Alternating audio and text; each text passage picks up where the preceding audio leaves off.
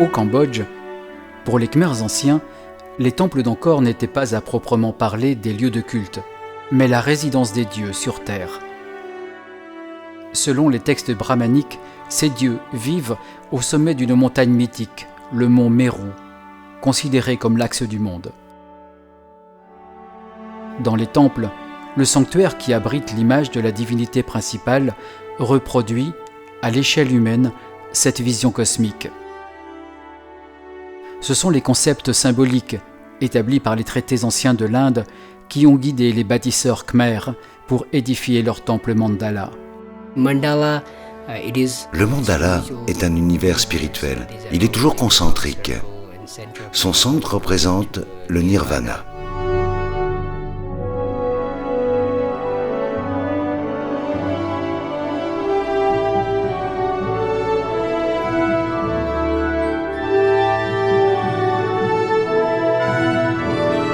Les architectes khmers ont rivalisé d'ingéniosité pour créer des temples fondés sur le modèle divin, c'est-à-dire au-delà des normes humaines. Durant 7 siècles, ils ont offert aux rois commanditaires qui se sont succédés gigantisme et infini, à l'image du royaume des dieux.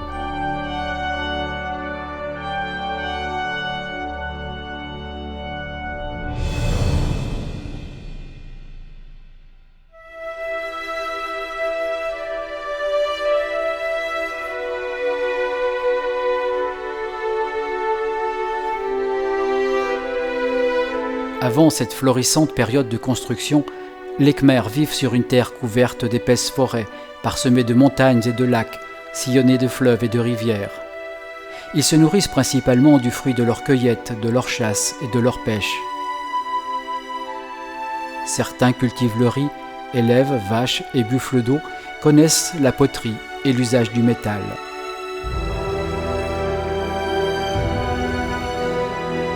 À cette époque, l'abondance est telle que nul ne peut rêver autre existence.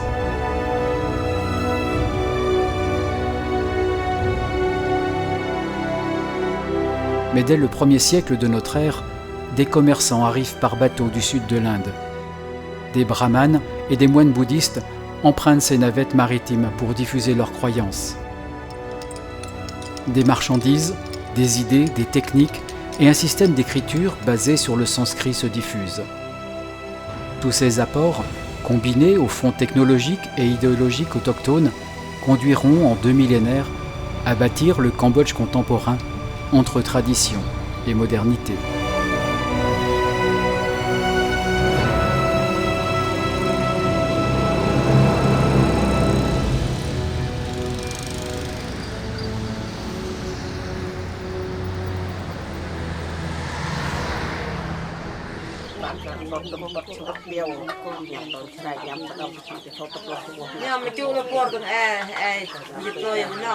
Avant l'arrivée des brahmanes et des moines bouddhistes, les Khmers pratiquent l'animisme, une religion qui se perpétue au Cambodge et dans tout le sud-est asiatique continental, malgré la suprématie du bouddhisme et dans une moindre mesure du christianisme et de l'islam.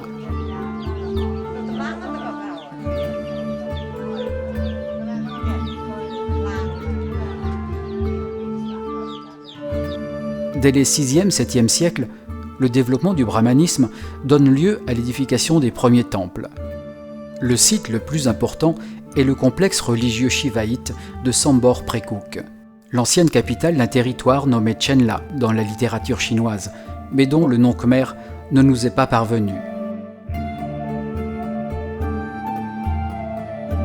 Les sanctuaires les plus simples se composent d'une unique tour. Mais au fil du temps, il se complexifie jusqu'à atteindre plusieurs tours principales et de nombreux sanctuaires secondaires.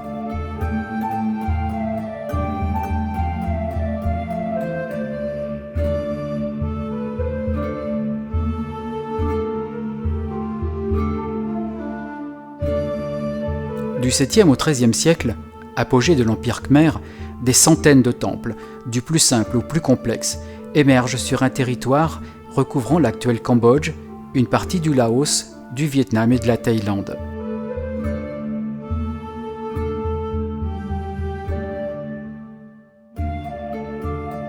Le temple khmer se présente comme une réinterprétation du modèle architectural indien. Dès l'origine de la construction, les architectes disposent de deux sources d'informations pour mener leur projet. D'une part, les descriptions du palais des dieux, contenues dans les récits et les textes mythologiques indiens. D'autre part, les prescriptions provenant de la littérature indienne sacrée et de traités spécialisés, véritables catalogues de formes architecturales. Le programme monumental auquel le maître d'œuvre doit se conformer se trouve dominé par une exigence de respect d'un modèle idéal, représentatif de la perfection divine, le tout conditionné par des règles codifiées. L'image dominante du temple khmer est celle de la montagne sacrée. Dans les textes brahmaniques anciens, la terre a la forme d'un vaste disque. En son centre se dresse le mont Meru, duquel s'écoulent 4 fleuves mythiques. Le Meru s'élève au centre d'une région carrée, bornée par 8 territoires périphériques flanqués d'une montagne à chacun des 4 orients. Autour de cet ensemble gravitent les constellations. La synthèse des 4 espaces cardinaux et du centre figure et contient l'univers. Les architectes khmers n'ont pas cherché à reproduire ce système dans tous ses détails. Pour eux, l'essentiel était que le temple central de la ville fût considéré comme le Meru, le mur d'enceinte comme la muraille rocheuse qui enclôt l'univers et la douve comme l'océan.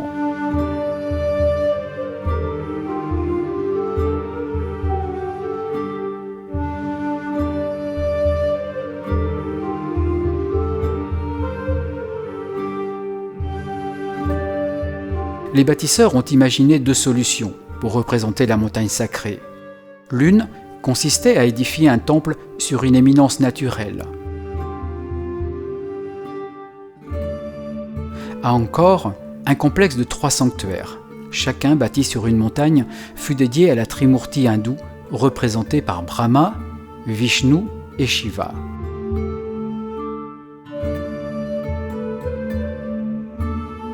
Au Phnom Kraum, nous savons que le dieu Shiva en occupait la position centrale. Cette statue de pierre était encore en place au moment où l'école française d'Extrême-Orient commença la restauration et la mise en valeur des temples au début du XXe siècle. Elle a depuis été mise en sécurité au Musée national du Cambodge. Dans l'autre solution, le temple représentait lui-même la montagne, comme ici, au Bakong.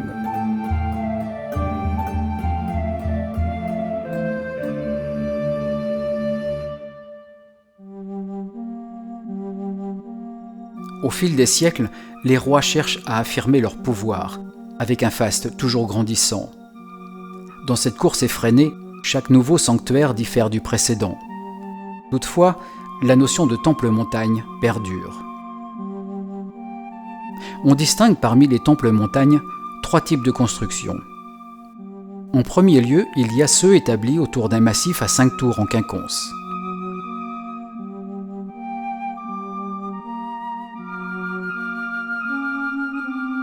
On trouve ensuite les temples en forme de pyramide à 3 ou 5 degrés, figurant les divers mondes qui entourent le Meru.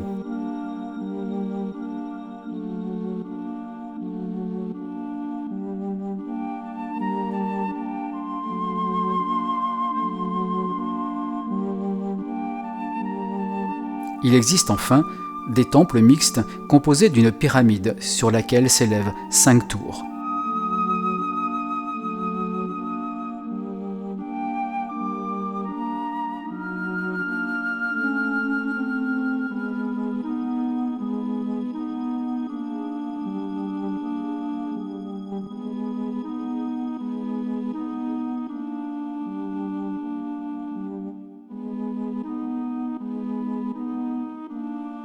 Le sanctuaire est positionné selon les axes cardinaux, afin de le situer dans l'univers. Son orientation correspond à la direction privilégiée de la divinité qui occupe la tour centrale, c'est-à-dire la direction vers laquelle porte son regard. Il s'agit généralement de l'Est, pour Shiva et le Bouddha, de l'Ouest, pour Vishnu.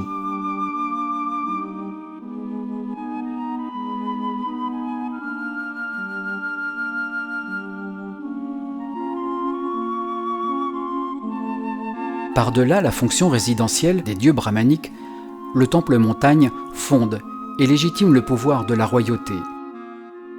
Il se trouve au cœur d'un système politico-religieux dans lequel le souverain détient le pouvoir spirituel et temporel.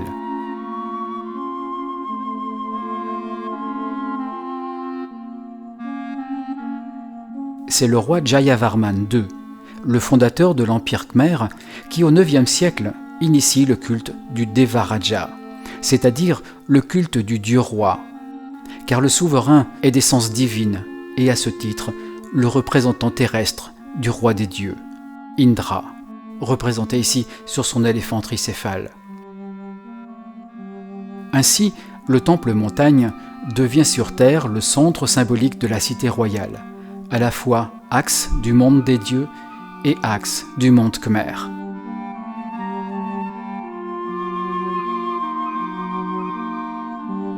La tour centrale renferme soit une idole, soit un lingam, symbole du dieu Shiva. Il se pourrait aussi que le temple ait servi de mausolée au souverain après sa mort, ce qui expliquerait le fait que chaque monarque ait fait construire son propre temple d'État. Mais le temple montagne, associé à la personne du roi, est également le centre du royaume agraire. La puissance concentrique, à la fois temporelle et spirituelle, contenue dans l'association de la personne du souverain et du temple d'État, garantit la stabilité et la prospérité du royaume pourvu que chacun, du roi aux paysans, accomplisse sa part de travail, ainsi que les rituels et les sacrifices saisonniers prévus dans le calendrier lunisolaire.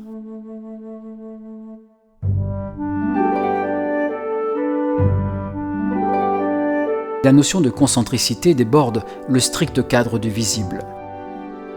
L'organisation sociale et matérielle est, elle aussi, pensée de manière à la fois hiérarchique et concentrique. Les temples du groupe de Rolwo, bâtis au IXe siècle, ont conservé de précieuses inscriptions rédigées en khmer ancien. Il s'agit d'actes administratifs décrivant les ressources humaines et les richesses matérielles dédiées au fonctionnement du temple au moment de sa consécration. Ces textes énumèrent les serviteurs du temple et les objets cultuels de manière à la fois hiérarchique et spatiale selon 3 dimensions, partant concentriquement du sanctuaire pour s'étendre jusqu'aux terres les plus éloignées, placées sous la protection de la divinité.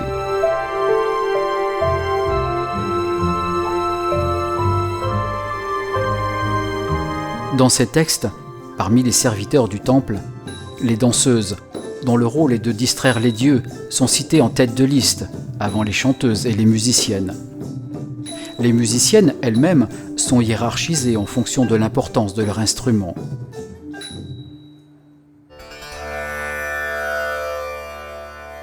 Les objets sont eux aussi classés en fonction de la préciosité du matériau dans lequel ils sont fabriqués.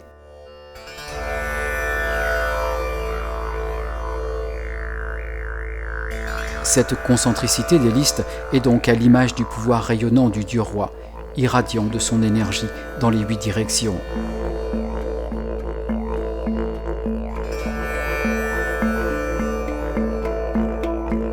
La construction du sanctuaire s'inscrit dans un diagramme concentrique, qui peut être un yantra ou un mandala, selon qu'il relève respectivement du brahmanisme ou du bouddhisme. Cette forme géométrique représente à la fois la structure de l'univers et celle du sanctuaire. Elle est élaborée sur la base de 9 points représentés par le centre, les axes et les angles. Ces points délimitent l'espace sacré et ses divisions intérieures en différentes surfaces construites, la position cardinale des différents dieux et par voie de conséquence l'emplacement de leurs édifices respectifs. Ces formes géométriques, à travers leur représentation symbolique du cosmos, s'apparentent à un simulacre de recréation du monde et des dieux qui l'habitent.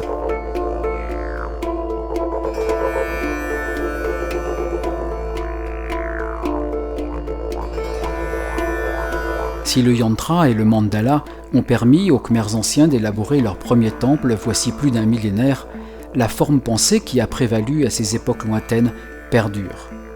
Le mandala demeure un outil spirituel pour les bouddhistes, notamment les bouddhistes tibétains.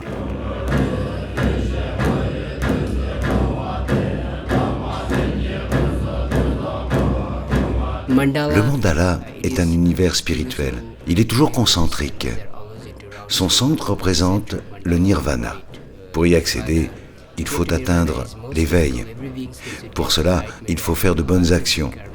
Parvenir au centre du mandala nécessite de traverser les cercles, de trouver les entrées, de traverser les carrés.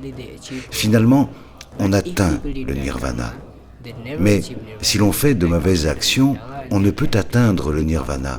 Alors on ressort du mandala pour renaître. C'est ce que l'on appelle la réincarnation.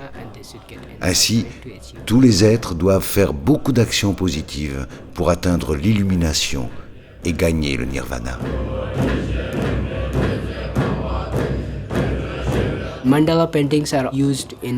Les peintures en forme de mandala sont utilisées pour la méditation. Pour cela, les gens disposent le mandala face à eux, fixent leur regard dessus, se concentrent et le visualisent. Parfois, ils sont en mesure de se concentrer, de visualiser et de voir le mandala. Quand ils parviennent au centre du mandala, ils ont atteint leur objectif de méditation. C'est pourquoi ces peintures sont appelées dispositifs de méditation.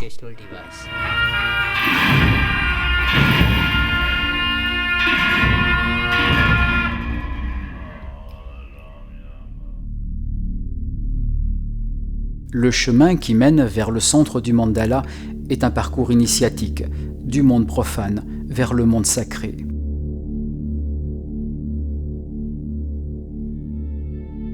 Le dispositif concentrique est tout d'abord matérialisé par la douve, puis les différents niveaux d'enceinte et enfin les tours.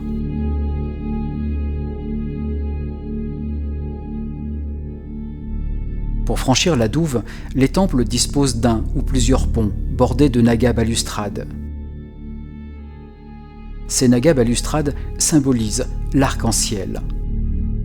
Au Cambodge, tout comme en Inde, l'arc-en-ciel est assimilé à un serpent multicolore s'élevant des abîmes souterrains pour se dresser vers le ciel, ou encore à un serpent buvant l'eau de mer. Au niveau des ponts qui franchissent la douve, il est question de deux serpents, représentant le double arc-en-ciel qui parfois colore les cieux. Il marque ici la première étape du chemin divin vers le sanctuaire. Tous les temples, même les plus simples, possèdent au moins une enceinte, interrompue par un ou plusieurs pavillons d'entrée situés sur les axes cardinaux. À l'instar de la douve, ces enceintes marquent de nouvelles frontières entre le monde profane et le monde sacré, entre l'univers des hommes et celui des dieux, exacerbant le sentiment de sacralité et de puissance de la divinité principale des lieux. Le nombre d'enceintes varie selon la taille des sanctuaires. Les plus importants en possèdent jusqu'à 4.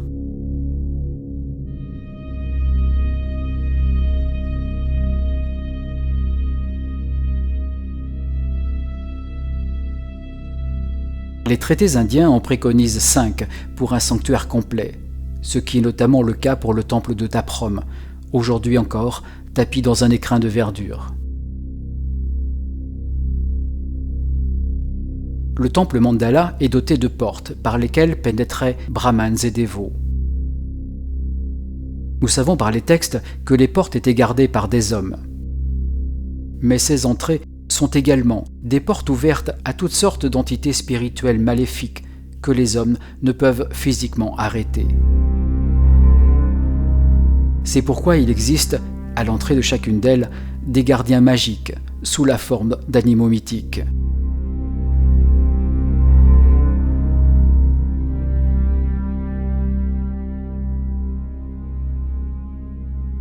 Le naga est sans conteste l'animal le plus représenté dans le monde angkorien. Il apparaît à la fois sur les portes des temples, les linteaux, les frontons. Sa tête, son corps et sa queue structurent les balustrades des ponts et des allées.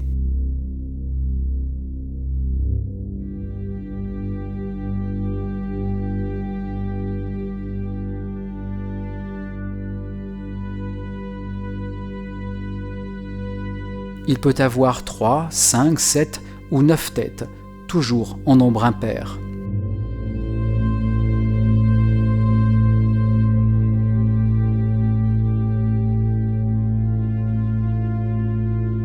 Dans les légendes de l'Inde et de tout le sud-est asiatique, les Nagas sont des habitants du monde souterrain, où ils gardent jalousement les trésors de la terre.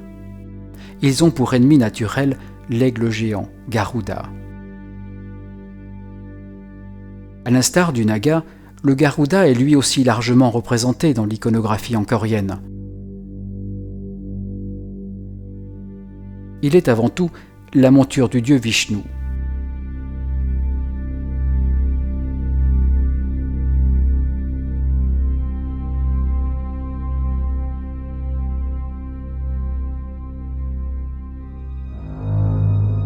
À la terrasse des éléphants, on le voit maîtriser les nagas de ses serres.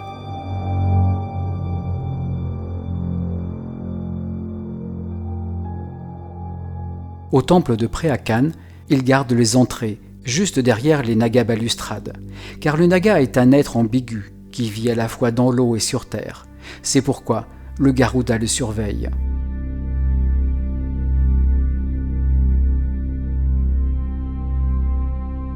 Les portes des sanctuaires sont également gardées par des lions, bien que ce félin n'ait jamais été un animal indigène du sud-est asiatique.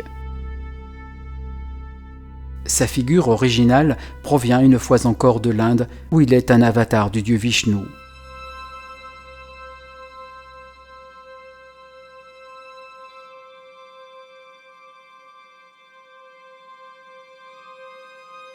En dehors de ces quelques animaux gardiens de temples, il en existe bien d'autres, pure représentation de la réalité ou expression mythique, le plus souvent des êtres hybrides.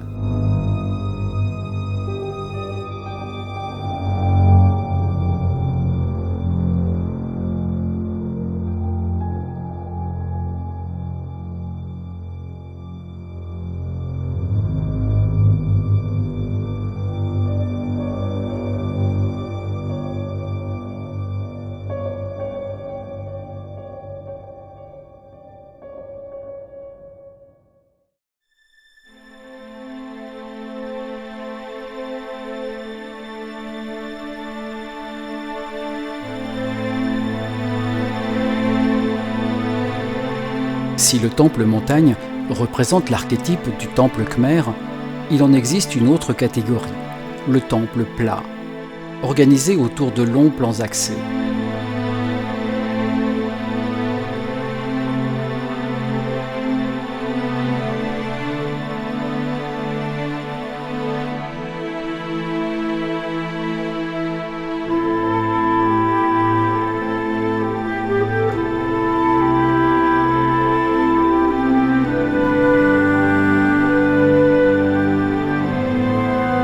Mais il existe aussi des temples possédant une double caractéristique, comme le Bapwon ou encore Wat, des temples montagnes desservis par une longue voie processionnelle.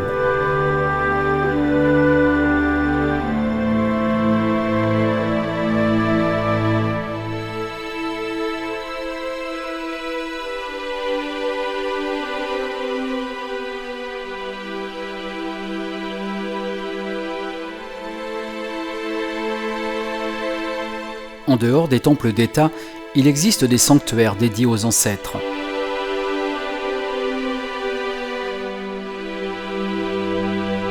Dans ces édifices, les défunts, parents et souverains sont honorés sous l'aspect d'une divinité. Ici, dans ce temple du IXe siècle, les parents de 2 rois y étaient honorés.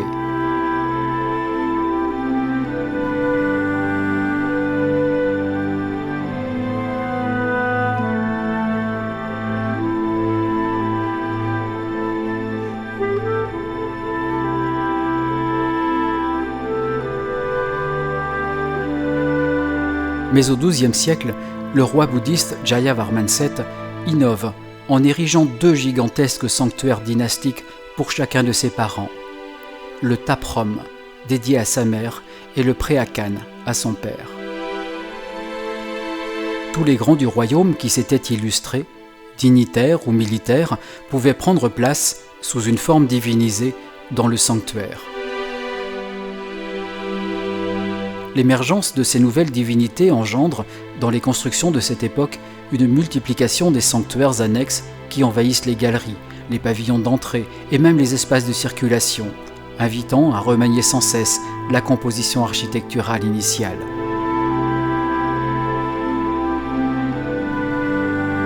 Une fois divinisés, ces gardiens de haute lignée rejoignaient la cohorte des gardiens du territoire et des protecteurs du royaume et des hommes. Pour les Khmers anciens, ces personnages étaient plus proches et plus accessibles que les grands dieux.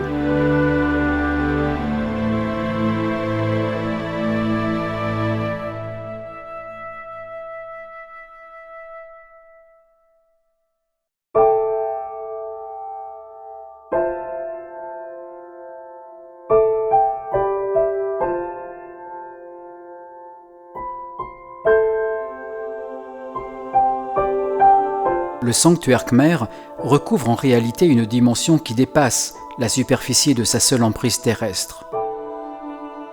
L'accès au temple suppose un passage vers l'infini. Son tracé s'étend donc virtuellement aux confins de l'univers. La difficulté pour les maîtres d'œuvre consistait à créer un édifice imaginaire fondé sur le modèle divin, c'est-à-dire hors des normes humaines.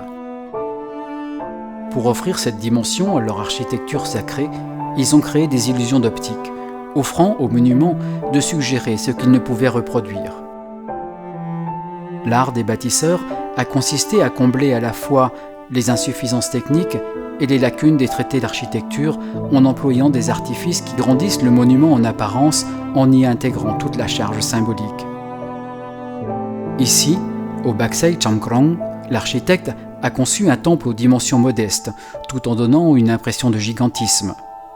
Pour cela, il a utilisé plusieurs subterfuges.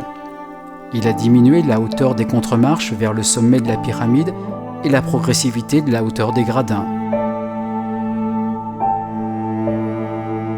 De loin, le dévot voyait les tours abritant les dieux.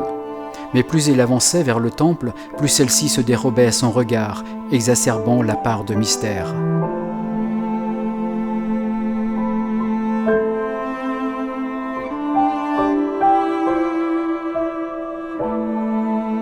Les escaliers, pour ceux qui avaient la chance de les gravir, procuraient une sensation d'inatteignable. De la plus haute plateforme, le dévot privilégié devait avoir la sensation que les dieux contrôlaient réellement le monde des hommes jusqu'aux confins de la terre.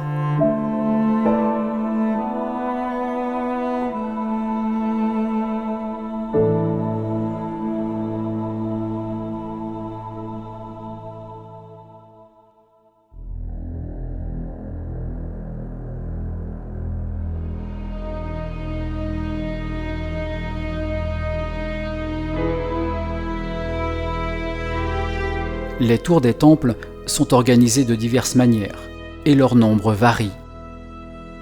Les groupes de 3 tours symbolisent soit la Trimurti brahmanique, Brahma, Vishnu, Shiva, soit la triade bouddhique, Bouddha, Prajnaparamita, Avalokiteshvara.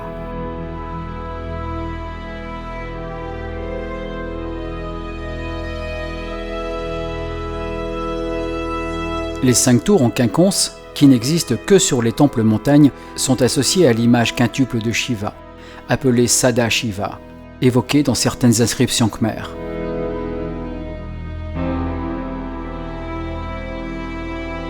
D'autres temples présentent des tours avec des organisations différentes. 5 tours alignées comme au Prasad Kravan ou 6 tours sur 2 rangs comme à Preako. La numérologie constitue une composante importante dans la société khmère. Il apparaît clairement que certains chiffres ou séries numérologiques ont valeur de symbole. Les chiffres 4 et 8 symbolisent les directions cardinales, principales et intermédiaires.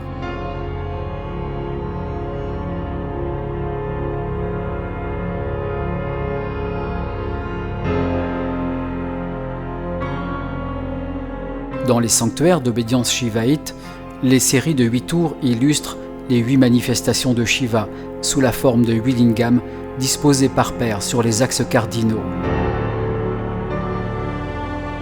Au Bakong, elles ceinturent la base de la pyramide.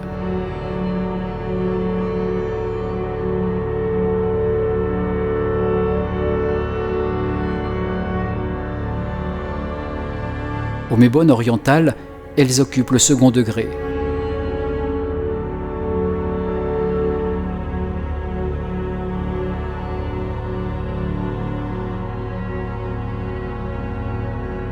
Jusqu'à la fin du Xe siècle, on trouve également des groupes de 12 tours, comme au Bakong ou à Prerou.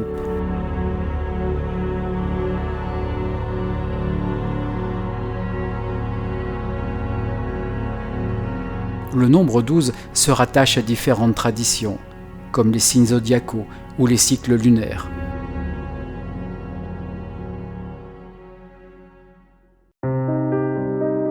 Il est un roi qui surpassa tous ses prédécesseurs par l'ampleur et le nombre de ses réalisations. Le roi bouddhiste Jayavarman VII. Il régna durant une quarantaine d'années, de la fin du XIIe au début du XIIIe siècle, et compte parmi les plus grands bâtisseurs de tous les temps. Durant son règne, il impose le bouddhisme Mahayana comme religion d'État et couvre son royaume de somptueux temples de pierre.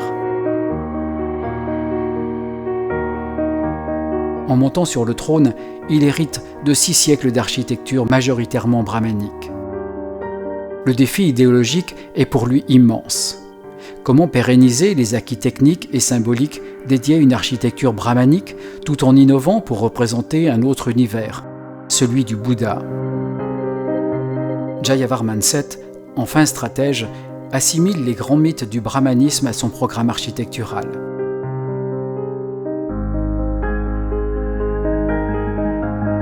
En bâtissant la cité d'Angkor Thom, il fonde sa symbolique autour du mythe brahmanique du barattage de l'océan de lait.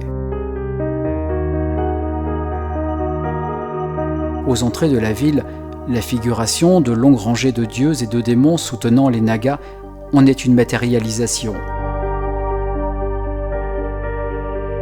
Ce mythe est largement représenté dans l'iconographie des temples brahmaniques.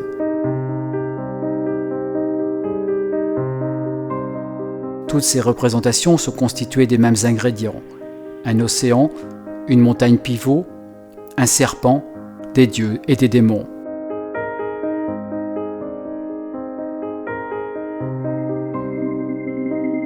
À Angkor Thom, la douve de la ville représente là encore l'océan. La tour centrale du temple du Bayon symbolise la montagne pivot et les nagas de la balustrade, le serpent cosmique. En utilisant le naga comme une corde, dieux et démons font pivoter la montagne au milieu de l'océan pour en extraire la liqueur d'immortalité. Si le principe en est simple, la réalisation est titanesque. Les chiffres donnent le vertige. La douve mesure 12 km, le rempart 8 mètres de hauteur, la tour centrale du Bayon 42 mètres.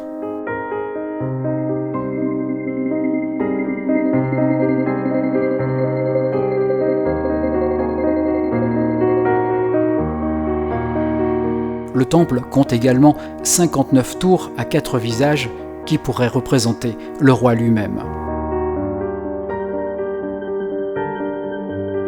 En faisant construire une représentation du barattage de l'océan de lait aux portes de sa capitale, le roi Jayavarman VII en affirme le caractère divin. Mais qu'en est-il de la représentation symbolique de la ville par rapport au texte bouddhique? Selon les écrits anciens, la cosmologie bouddhique organise l'univers selon un schéma similaire au brahmanisme. Un mont central, le Meru, encerclé de 7 chaînes de montagnes isolées par 7 océans. Le bouddhisme rejoint donc le brahmanisme sur ce postulat fondamental. La ville d'Angkor Thom est donc conforme, dans les grandes lignes, aux préconisations des textes indiens.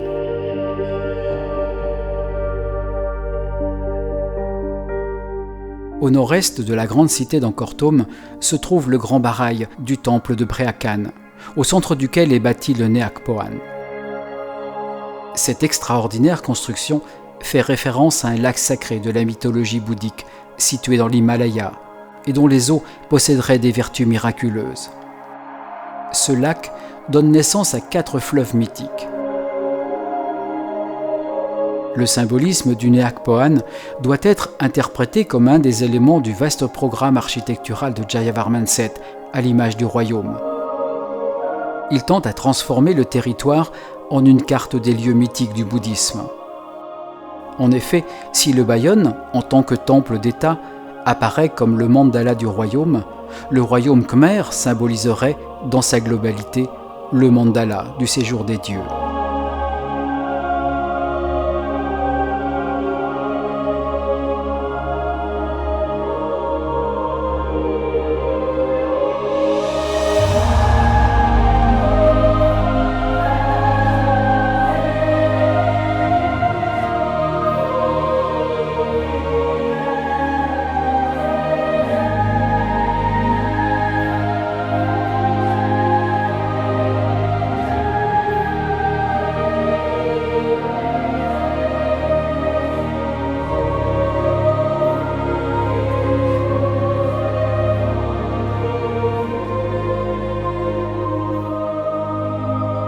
À l'époque angkorienne, les Khmers composent une société agraire, dont l'existence est liée à la riziculture et par conséquent à un calendrier lunisolaire.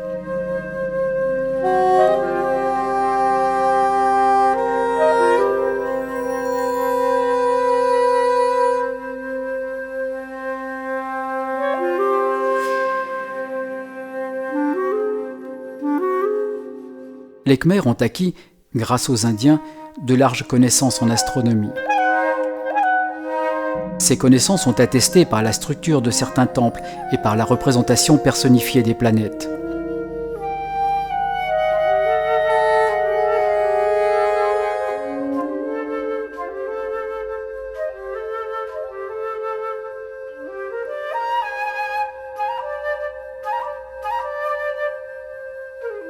Au début du Xe siècle, le symbolisme cosmique se dessine clairement dans la structure du temple du Phnom Bakheng. Le sanctuaire apparaît comme un calendrier lunaire, marquant les positions et les phases des planètes. Ici, le déroulement du temps perpétuel est fixé dans la pierre. Ce symbolisme astronomique repose sur la mise en œuvre d'une conception numérologique du temple, basée sur le nombre 108, et représentée ici par 108 tours réparties autour du sanctuaire central. Ce nombre intègre, dans la création architecturale, le facteur temps. Il représente le produit des 4 phases lunaires de 27 jours. C'est un nombre clé pour les astronomes, car il est paré de vertus magiques dans la numérologie indienne.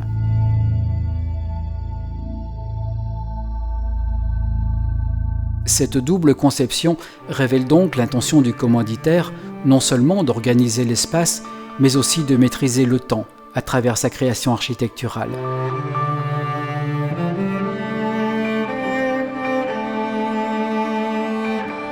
Sur le plan astronomique, les Khmers anciens reconnaissaient 9 planètes, chacune représentée par une divinité.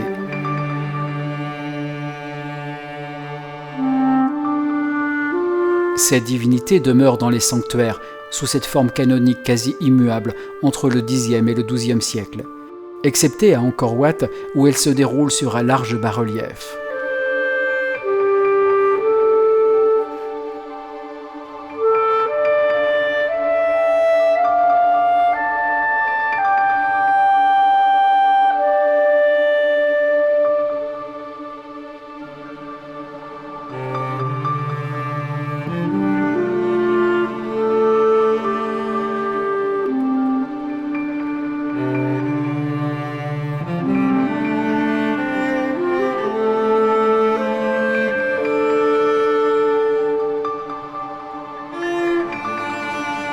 Le temple du Bayonne, en plus de cette représentation classique, intègre les planètes dans sa structure architecturale.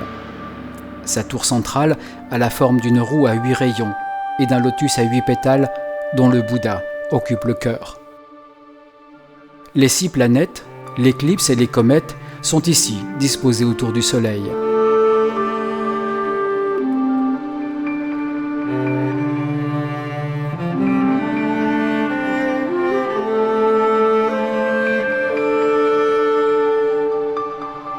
Ainsi, le Bayonne représente la version la plus achevée d'un programme qui visait, à travers un symbolisme complexe, à maîtriser à la fois l'espace et le temps.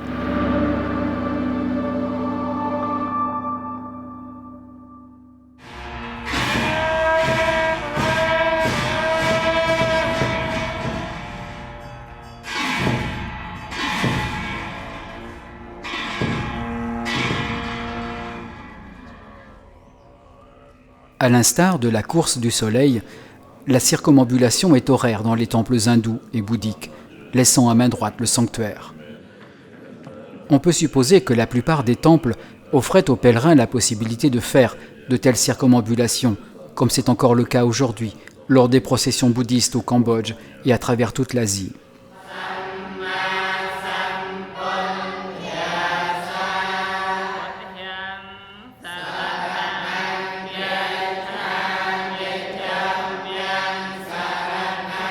Mais dans le temple d'Angkor Wat, elle est clairement anti-horaire. Si une circumambulation y exista, elle était malaisée, car jalonnée de passages à enjamber, certains même étant fermés par des portes.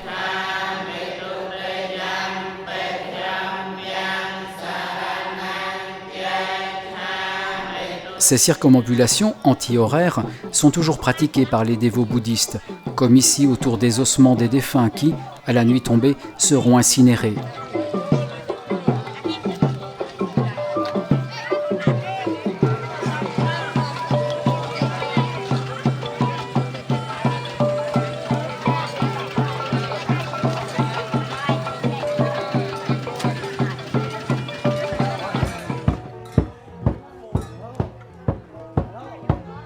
La circumambulation existait bien avant l'arrivée des brahmanes.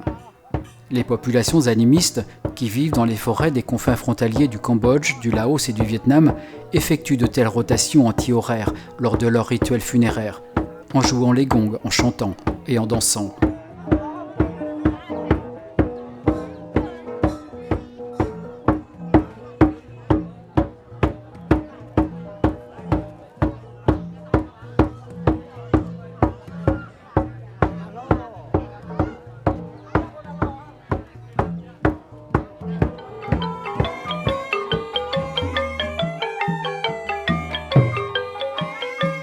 Si les temples recèlent une importante iconographie à caractère religieux, de nombreuses scènes profanes se font l'écho des activités quotidiennes des hommes et des femmes du commun, dévoués corps et âme à leur terre et à leur souverain. Scènes qui trouvent d'ailleurs leur prolongement dans le Cambodge contemporain. Les paysans travaillaient pour nourrir leurs familles, mais nombre d'entre eux devaient assurer la subsistance des serviteurs des temples. Une inscription provenant du Taprom indique que plus de 12 000 personnes étaient au service de ce seul temple. Elle rapporte également que plus de 66 000 cultivateurs produisent plus de 2500 tonnes de riz par an pour nourrir la multitude de prêtres, de danseuses et autres serviteurs. L'un des secrets de la construction et de la multiplicité des temples réside dans la présence du lac Tonlé Sap, situé à une vingtaine de kilomètres d'Angkor. Les limons, apportés chaque année au moment de la saison des pluies, assuraient la fertilisation d'une partie du domaine rizicole. Et lorsqu'arrivait la saison sèche, d'immenses réservoirs alimentés par un réseau de canaux permettaient aux cultivateurs de continuer à s'adonner à la riziculture et au maraîchage. Il faut ajouter à la main-d'œuvre attachée à la terre les pêcheurs et les chasseurs, dont certaines techniques nous sont connues grâce au bas-relief du Bayonne.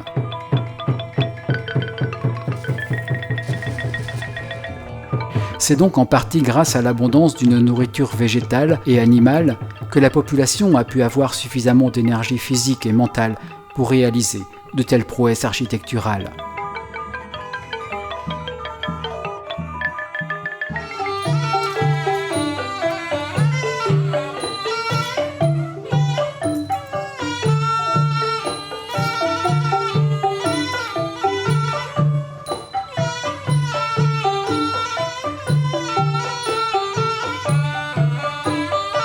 La danse et la musique avaient elles aussi leur part de symbolisme en relation avec la conception des temples.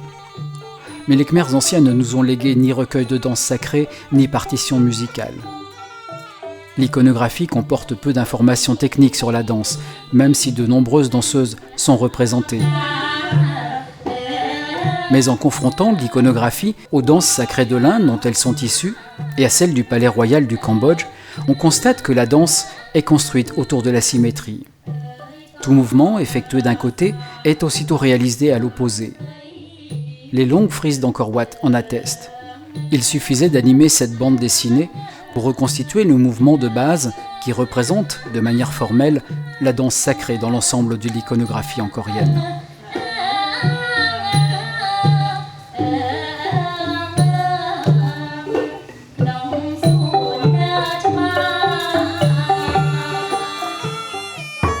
Pour la musique, il ne reste au Cambodge que la mémoire des hommes pour témoigner du passé. Le plus ancien ensemble instrumental du Cambodge est l'orchestre funéraire Krondskor. Il n'existe que dans la région des temples d'Angkor et dans la province khmérophone de Surin, en Thaïlande. Les instruments de cet orchestre sont visibles sur les bas-reliefs du XVIe siècle de la galerie nord d'Angkor Wat, ainsi que sur une peinture de la même époque située dans son sanctuaire central.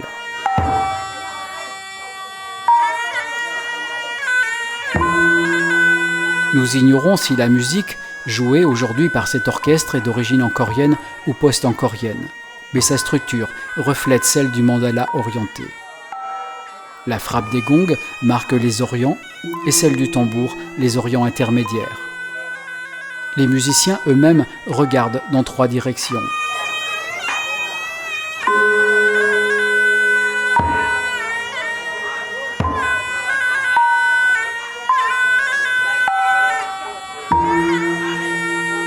Sous la représentation peinte de l'orchestre se trouvent des décors floraux à 8 pétales, d'inégale longueur pour les orients principaux et intermédiaires. Ce qui pourrait attester d'une structure musicale ancienne qui s'est perpétuée jusqu'à nos jours.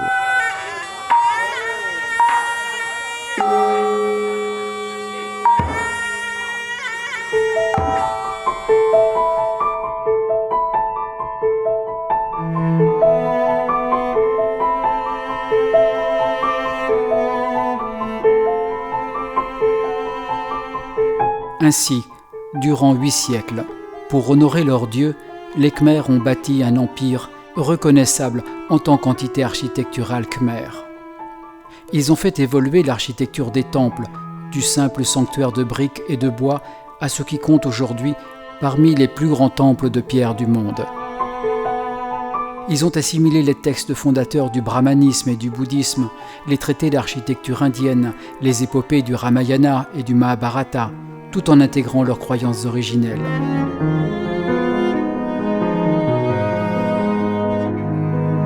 Dans le même esprit qui a animé la khmérisation des temples, leurs divinités sont reconnaissables entre toutes celles du monde hindou en dehors de l'Empire.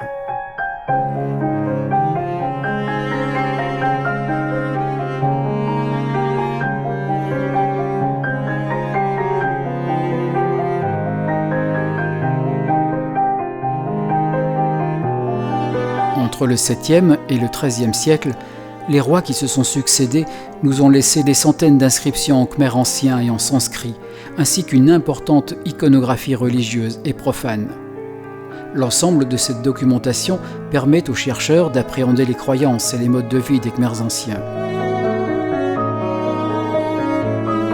Mais les temples demeurent avant tout un patrimoine religieux vivant, dans lequel les Khmers contemporains continuent de prier et de faire des offrandes aux idoles brahmaniques et au Bouddha.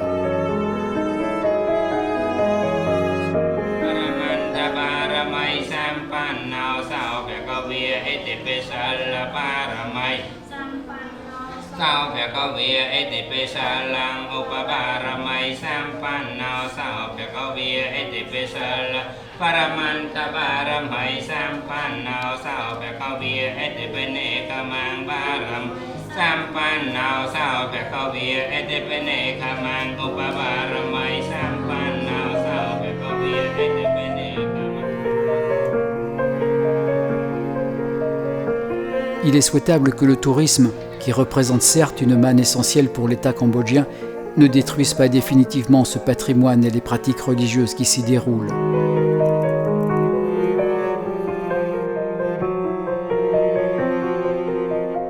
Ces temples reflètent l'âme khmer et représentent une immense fierté nationale.